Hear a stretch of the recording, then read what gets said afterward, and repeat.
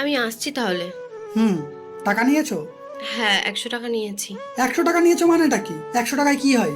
তোমার এখান থেকে যেতে আসতে 100 টাকা তো গাড়ি ভাড়াতেই চলে যাবে। তারপর তুমি এতদিন পরে যাচ্ছ বাবা মার কাছে, তাদের জন্য কিছু নিয়ে যাবে না? দাঁড়াও, এই টাকাটা ধরো, বাবা মার জন্য কিছু কিনে নিয়ে যাবে। আর বোনদের নিয়ে ঘুরতে গেলেও তো তোমার টাকা লাগবে, এক্সট্রা এটাও রেখে দাও। যদি তোমার দরকার পড়ে খরচা করবে, আর দরকার না পড়লেও তোমার কাছেই রেখে দেবে।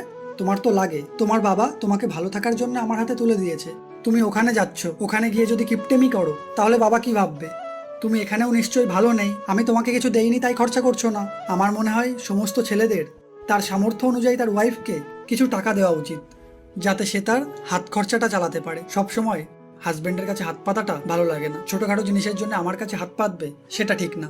তাই আমার মনে হয় সমস্ত স্বামীদের উচিত তার ওয়াইফকে অল্প কিছু টাকা দিয়ে রাখা। যাও, সাবধানে যাও। জামাই শ্বশুর বাড়িতে গেলে তবেই সে খরচা করবে, আর মেয়ে একা গেলে করবে না, সেটা কিন্তু ঠিক নয়।